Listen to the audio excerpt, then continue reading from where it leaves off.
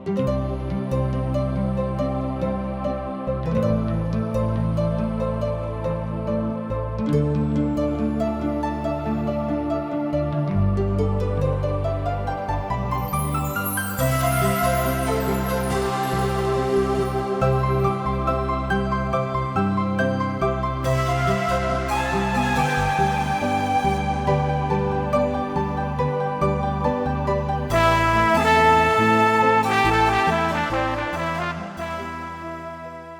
पुस्तक का क्रम से अध्ययन हवे, जौना में आपके उ सब मिली जीवन की परमेश्वर द्वारा बचावे और मसीह नियर जिए खातिर जरूरी है। बाइबल ए बात के बुनियादी रूपरेखा के भी साथ रखेला कि एगो विश्वासी के दूसरे के साथ कैसे जिए के बा। जे यीशु के पाछा चलेला, कृपा करके देखी सुनी ताकि परमेश्वर आपकी जिंदगी का रास्ता बतावस। वचन अध्ययन से पहले सुनी एगो सुंदर आत्मिक गीत। प्रभु खातिर बदला विचार हो, छोड़ दुनिया जहनवा। प्रभु खातिर बदला विचार हो, छोड़ दुनिया जहनवा। प्रभु खातिर बदला विचार हो, छोड़ दुनिया जहनवा।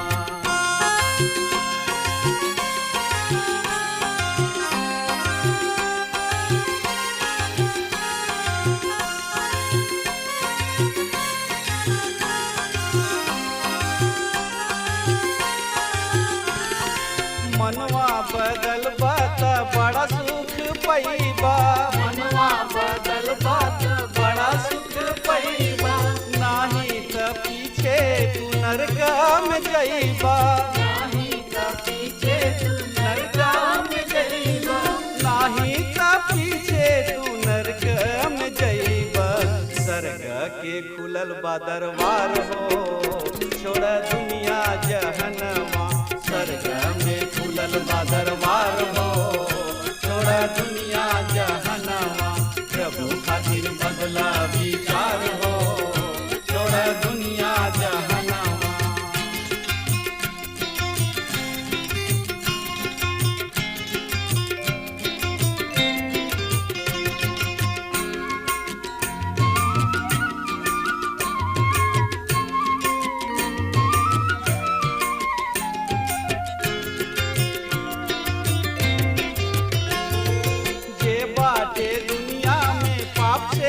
भरल जे बाटे दुनिया में पाप से भरल।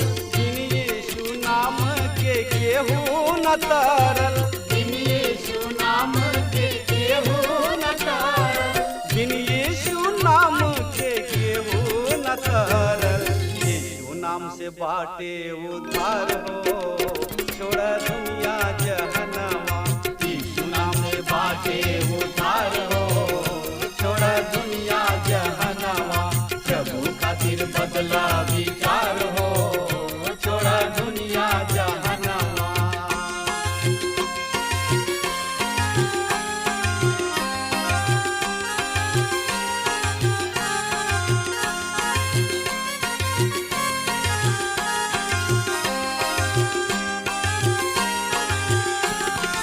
जब रउआ चाहिए जिंदगी सुधारे। जब रउआ चाहिए जिंदगी सुधारे। प्रेमी यीशु के आई जा दुआरे। प्रेमी यीशु के आई जा दुआरे। प्रेमी यीशु के आई जा दुआरे। गले से लगई है करिए प्यार हो, छोड़ दुनिया जहनवा। गले से लगई है करिए प्यार हो, छोड़ दुनिया जहनवा। यीशु खातिर बदला विचार हो, छोड़ दुनिया जहनवा। प्रभु खातिर बदला विचार हो, छोड़ दुनिया जहनवा। प्रभु खातिर बदला विचार हो, छोड़ दुनिया जहनवा। जैसे कि रुआ मालूम बा कि हम अपना जिंदगी के राह कार्यक्रम के अंतर्गत पवित्र शास्त्र बाइबल के सिलसिलेवार रूप से अध्ययन कर रहल बानी। मलाकी नबी के नाम पर ई किताब पुराना नियम के अंतिम किताब है। मलाकी नबी के मसीह के द्वितीय आगमन के विजय में नबूवत करे वाला नबी सब के श्रृंखला में अंतिम नबी हमें। एकरा पश्चात लगभग 400 बरिस पश्चात जौन आवे वाला सुने के ऊ यूहन्ना बपतिस्मा दाता के होई। मलाकी के अर्थ हमार संदेशवाहक अर्थात प्रचारक। यूनानी भाषा में एकरा के इंजल लांस कहल गुल बा। दूत के अर्थ संदेश वाहक होता, चाहे ऊ मान होके या दिव्य प्राणी। ऐसे हमनी के निष्कोच कह सकतानी कि मलाकी नबी एगो अलौकिक दूत रहन। मलाकी के विषय में हमनी के जानकारी उतना ही सीमित बा जितना कि एगो स्वर्गदूत के विषय में बा। मलाकी नबूवत में संदेश वाहक ना वरन संदेश अधिक महत्वपूर्ण बा। जहाँ तक मलाकी की किताब लिखल गोयला के संबंध बा, हमने के यही 399 ईस्वी पूर्व के समय दे सकेले। काहे कि मलाकी नेहमिया के समय के नबी रहन, जौना तरी की हागे तथा जकरिया नबी जरुब्बाबिल तथा यहोशू के समय के नबी रहन। और जौना तरी से नेहमिया राजपाल पुराना नियम के ऐतिहासिक किताब के अंतिम लेखक हवे, वही तरी मलाकी नबूवत के किताब के उपसंहार करताड़े, अर्थात ऊ नबूवत के किताब के अंतिम लेखक हवे। मलाकी नबी केवल एगो संदेश वाहक रहन और ऐसे हमनी के उनका विषय में बहुते कम जानकारी रखतानी जा। उसे भी हमनी के संदेश वाहक के संदेश पर ही ध्यान दी न जा। उनका विषय में जानकारी प्राप्त करे में हमनी के रुचि ना होला। सुसमाचार प्रचार में हमनी के यह ढंग के बड़ा ही स्पष्ट रूप में देखतानी, जैसे कि मरकुस रचित सुसमाचार में हमनी के प्रभु यीशु मसीह के वंशावली के विषय में नहीं जा पढ़ले। एकर कारण स्पष्ट बा, काहे कि हर एगो सुसमाचार लेखक प्रभु यीशु मसीह के भिन्न भिन्न ढंग से पेश कइले बाणे। प्रेरित मती उन्हें राजा दाऊद के राजसी घराना से होखे के चाही और ऐसे मती रचित सुसमाचार के शुरू यही ढंग से होता। मती रचित सुसमाचार के पहला अध्याय ओकर पहला पद ये ढंग से शुरू होता कि दाऊद के संतान यीशु मसीह के वंशावली के किताब। अब महत्वपूर्ण बात ई बा कि ऊ दाऊद के संतान हवे, काहे कि मती उनका के राजा के रूप में पेश कर रहल बाणे। पर जब अरुआ मरकुस के सुसमाचार पर आवतानी, जौन की प्रभु यीशु मसीह के परमेश्वर के सेवक के रूप में पेश करताड़े, मरकुस के उनकर वंशावल बताओ में कोनो रुचि नहीं खे। ऊ एह विषय में कुछ नहीं लिखत। एगो सेवक के खातिर सबसे महत्वपूर्ण बात बा ई कि ऊ ओह काम के पूरा कइले बाड़े या ना जौन की उनका के सौंपल गइल रहे। इहे ऊ बात ह जौन की रुआ ओ प्रत्येक आदमी के विषय में जाने चाहेलन जे रुआ किने सेवा के खातिर आवेलन, अर्थात का ऊ काम पूरा कइले बाड़े जौन उनका के दिहल गइल रहे। और ई मरकुस अपना सुसमाचार में केवल एह बात के दर्शावतानी कि जौन काम प्रभु यीशु मसीह के दिहल गइल रहे ऊ ओह काम के निश्चित रूप से पूरा कइले या ना, अर्थात ऊ ई बतावतानी कि प्रभु यीशु मसीह ओह काम के पूरा कइले। ठीक वही ढंग से मलाकी की किताब में संदेश वाहक ना वरन संदेश अधिक महत्वपूर्ण बा। हमके मलाकी के संदेश पर विशेष ध्यान दी न जा और ई ध्यान दी न जा कि मलाकी वो संदेश दिहले या ना जौन की परमेश्वर उनका के देले रहन। अब जैसे कि हमनी के रुआ के बतौनी हजा कि मलाकी एगो संदेश वाहक हमें, पर जौन बात महत्वपूर्ण बा ऊ ई ह कि उनकर संदेश का ह, अर्थात महत्वपूर्ण बात बा उनकर संदेश ऊ खुद संदेश वाहक शब्द के प्रयोग 3 हाली कइल गइल बा और ऊ अन्य संदेश वाहक के खातिर भी 3 गो अद्भुत व महत्वपूर्ण संदर्भ पेश करताड़े। यहाँ हम मलाकी के 3 अद्भुत व महत्वपूर्ण संदर्भ पर ध्यान करे के। पहला संदर्भ मलाकी के किताब 2 अध्याय के 7वां पद में ऊ लेवी के परमेश्वर के संदेश वाहक के रूप में उल्लेख करताड़े। ऊ एह तरी से कहताड़े काहे कि याजक के चाही कि ऊ अपना होठ से जान के रक्षा करे और उनका मुंह से शिक्षा के अभिलाषा रखे, काहे कि ऊ तो परमेश्वर यहोवा के दूत हवे। अभी संकेत करता कि प्रत्येक संदेश वाहक, प्रत्येक गवाही, परमेश्वर के वचन के प्रत्येक शिक्षक प्रभु के दूत हवे, प्रभु के संदेश वाहक हवे। प्रकाशित वाक्य किताब में जहाँ एशिया के 7 कलिसिया सब के खातिर संदेश बा, ओकरा के एह ढंग से व्यक्त कइल गइल बा। इफिसुस के कलिसिया के दूत के ई लिख 2 अध्याय के 1 पद में एह तरी से ए संदेश के शुरू कइल गइल बा कि इफिसुस के कलिसिया के दूत के लिखा। हमार विश्वास बा कि एकर अर्थ बा कि कलिसिया के संदेश वाहक ना कि कोनो दिव्य प्राणी, केवल मानव संदेश वाहक। दूसरा शब्द में कलिसिया के पास्टर, हम पास्टर के परमेश्वर के दूत कहलाइल पसंद करीना। तब दूसरा संदर्भ मलाकी नबी यूहन्ना बपतिस्मा दाता के आगमन के पूर्व घोषणा करत ताणे हमार संदेश वाहक मलाकी 3 अध्याय 1 पद ऊ लिखताणे, देखो हम अपना दूत के भेजतानी और ऊ हमरा आगे आगे राह सुधरी है। मित्र, यूहन्ना बपतिस्मा नया नियम के मलाकी रहन और ऊ वहाँ से अपन सेवा शुरू कैले जहाँ मलाकी अपना सेवा के समाप्त कैले। यूहन्ना बपतिस्मा दाता संदेश वाहक रहन, वो प्रभु यीशु मसीह के आगमन के संदेश दिले। तब तीसरा संदर्भ प्रभु यीशु मसीह के संदर्भ में वाचा के दूत, प्रभु यीशु मसीह के वाचा के दूत कह के संबोधित कइल गइल बा। देखो मलाकी 3 अध्याय 1 पद यहाँ पर एह तरी से लिखल गइल बा, और प्रभु यीशु मसीह जकरा के तू खोजला और प्रभु जकरा के तू खोजत रह, ऊ अचानक अपना मंदिर में आ जाइ हैं और ई वाचा के ऊ दूत जकरा से तू प्रसन्न होला सुना ऊ आवेलन। सेनाओं के यहोवा परमेश्वर के ई वचन है। मित्र, पुराना नियम में प्रभु के दूत निश्चित रूप से पूर्व अवतरित प्रभु यीशु मसीह हवे और एह तरी मलाकी न केवल खुद के संदेश वाहक कहताणे वरन 3 महत्वपूर्ण संदेश वाहक के भी उल्लेख करताणे।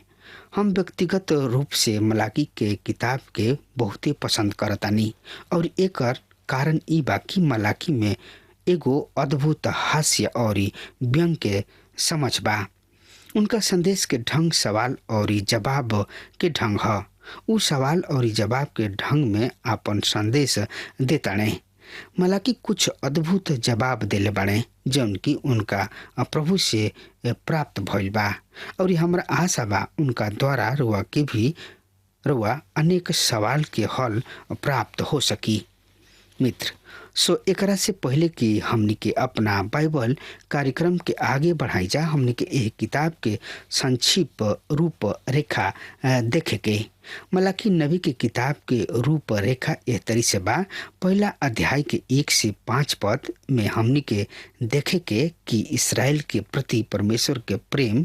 तब 6 पद से दूसरा अध्याय के 9 पद तक हमनी के देखे के अपवित्रता के प्रति याजक सब के फटकार और दूसरा अध्याय के 10 से 17 पद में हमनी के देखे के सामाजिक अपराध के खातिर जन साधारण के फटकार और तीसरा अध्याय के 1 से 6 पद में देखे के दुगो संदेश वाहक के विषय में नबूवत और तीसरा अध्याय के 7 से 18 पद में हमने के देखे के धार्मिक अपराध के खातिर जन साधारण के फटकार और 4 अध्याय में हमने के देखे के प्रभु के दिन के विषय से संबंधित कइल गइल बा सो यही संक्षिप्त परिचय तथा रूपरेखा के साथ हमनी के अपना मुख्य अध्याय में प्रवेश करके।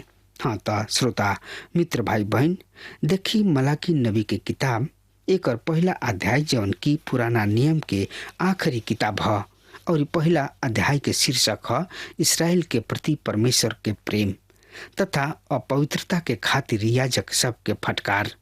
इसराइल के प्रति परमेश्वर के प्रेम तथा अपवित्रता के खातिर याजक सब के फटकार, ये हमनी के शीर्षक है पहला अध्याय। हाँ मित्र, हमने के देखे के कि मलाकी नबी 3 गो विशेष समस्या सबके साथ व्यवहार करे जा रहा बने। अपना समय में नहमिया भी यही सवाल के समस्या के साथ व्यवहार कैले रहन। ओ में समस्या बा कि याजक के शुद्ध हो गई और दूसरा समस्या बा आन जाति स्त्री से बियाह और अर्थात अंतरजातीय बियाह तथा इस्राएली पत्नी सबसे तलाक। ई मुख्य विषय है। विश्वास करी परमेश्वर यह विषय के गंभीरता से ले जा रहा बने। तब तीसरा समस्या बा 10वां अंश के अवहेलना कोई। दूसरा शब्द में परमेश्वर के भाग देवे में बेईमानी और लापरवाही अर्थात असावधानी देखावल। सो हमनी के ई विषय है पहला अध्याय के 1 से 5 पद। ए पद में एह तरी से लिखल गइल बा। मलाकी के द्वारा इसराइल के खातिर यहोवा परमेश्वर के ई बाणी अर्थात उनकर वचन यहोवा परमेश्वर कहताणे, हम तोहरा से प्रेम कइले बानी, पर तू कहताड़ तू कौना बात में हमरा से प्रेम करला। यहोवा परमेश्वर के ई बाणी है, का एसाव याकूब के भाई ना रहन? फिर भी हम याकूब से प्रेम कैनी, पर हम एसाव से बे रखनी और ओकरा पहाड़ सब के उजाड़ देनी और ओकरा निज भाग के जंगल के गिदड़ सब के स्थान बना देनी। यद्यपि एदोमी कहताने कि हम उजाड़ हो गईनी, फिर भी हम लौट के खंडहर सब के पुनः निर्माण करी हैं। पर सेनाओं के यहोवा परमेश्वर एह तरी कहताने उ निर्माण करे, फिर भी हम ढाई देव और उ दुष्टता के गढ़ और ऐसन लोग कहलई हैं जना पर यह परमेश्वर के कोप सदा भड़कल रहेला। तोहार आँख एकरा के देखी और तू कहब यह परमेश्वर के प्रताप इसराइल के सीमा के आगे भी बढ़ जाई। प्रभु अपना वचन पर आशीष देश। श्रोता मित्र भाई बहन, मलाकी के संदेश एगो सुगर ढंग से पेश होता और यहाँ कहल गुल बा दूसरा पद में यह परमेश्वर कहताने, हम तोहरा से प्रेम कैले बानी। ई सुगर ढंग है। परमेश्वर अपना प्रेम के घोषणा करताने। परमेश्वर इसराइल प्रजा से कहताने, हम तोहनी लोग से प्रेम कैले बानी। ई सही में बहुत ही सुघर वाक्य है, सुघर संदेश है, जौन से कोनो आदमी यह तरीके बात कहे तो राउर दिल निश्चित रूप से आनंदित हो जाई। दूसरा शब्द में कहल जाओ कि राउर दिल गदगद हो जाई। परमेश्वर अपना लोग से कहताने, हम तोहनी लोग से प्रेम कैले बानी। यह परमेश्वर के ई बाणी है। एक तात्पर्य बा श्रोता मित्र भाई बहन की परमेश्वर के निर्णय और परमेश्वर के बहुत ही कठोर फटकार हुई जौन की परमेश्वर ओहनी लोग के लगावे जा रहल बने। हमनी के यहाँ एगो अन्य बात पर भी ध्यान देवे के बा और ऊ है कि मलाकी यहाँ इसराइल प्रजा के संबोधित कर रहल बने। ई मुख्य बात है। जन साधारण के मलाकी संबोधित नेखन कर रहल, अन्य जाति सबके ऊ संबोधित नेखन कर रहल। मलाकी यहाँ विशेष रूप से और निश्चित रूप से इसराइल प्रजा के संबोधित कर रहल बने। ऊ उनका 12 गोत्र के संबोधित कर रहल बने। 10 गोत्र के या 2 गोत्र के नेखन कर रहल, वरन समस्त इसराइल के 12 गोत्र के संबोधित कर रहल बने। और ई बड़ा ही रुचिकर बात बा कि इसराइल के गोत्र विश्व में खो नहीं गोल।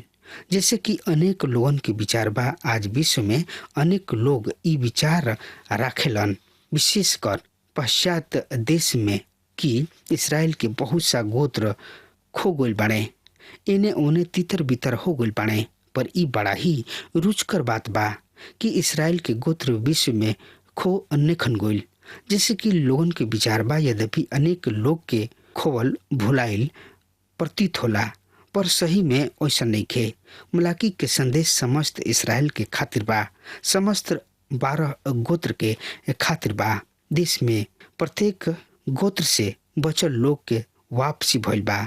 प्रत्येक गोत्र से बहुते कम लोग, अधिक लोग ना थोड़ा लोग वापस अइले, पर परमेश्वर ओहनी लोग के संबोधित कैले, ओहनी लोग से बातचीत कैले।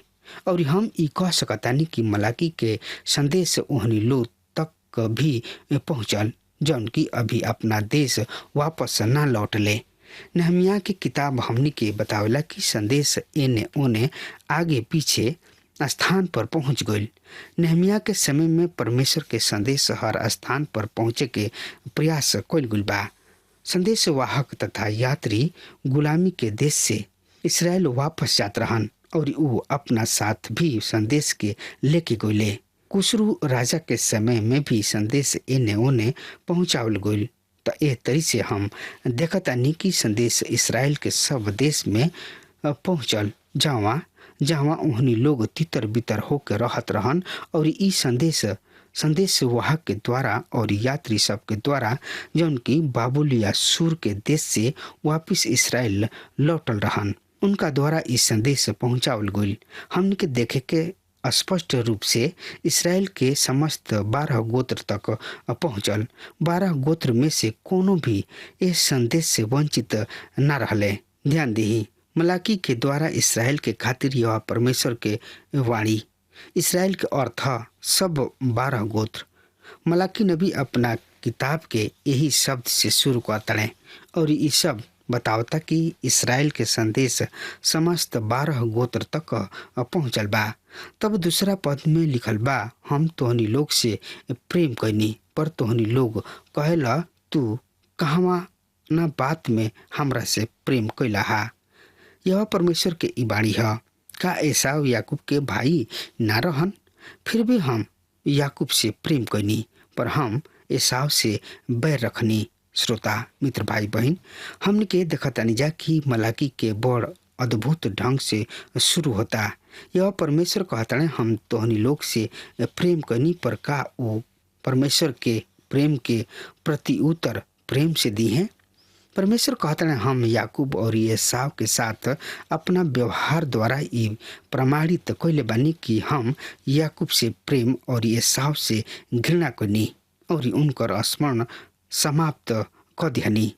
उत्पत्ति के किताब 35 अध्याय के 22 और 23 पद में हमने के स्पष्ट रूप से देखतानी जा कि याकूब और एसाव एक ही पिता अर्थात प्रभु के दास इसहाक के बेटा रहन और शुरू में ही उन्हीं लोग में अंतर स्थापित हो गल रहे। परमेश्वर शुरू ही में यह दोनों में अंतर स्थापित कर दिले रहन। यद्यपि एक ही पिता के पुत्र रहन, इनकर पिता रहन। यदि रुआ चाही तो हमारा साथ देखी उत्पत्ति की किताब ओकर 25 अध्याय 22 और 23 पद। यहाँ एक तरी से बतावता, पर बच्चा उनका गर्भ में ही झगड़े लगले। तब वो कहली, यदि ऐसन बात तो हम जीवित कैसे रह सकतानी। अतः वो यह परमेश्वर से पूछे गोली और यह परमेश्वर उनका से कहले, तोहरा गर्भ में दुगो जाति बा और तोहरा कोख से निकलते ही अलग दुगो राज्य हो जाइए। एगो राज दूसरा से बहुत ही शक्तिशाली हुई और बड़ तो छोटका के अधीन रही।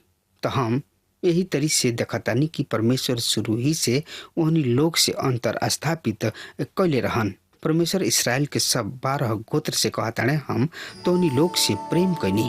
अब हमार समय खत्म हो रहा बा, तब तक खातिर वो हमारे के आज्ञा दी। परमेश्वर हुआ के बहुत ही आशीष दे। आमीन।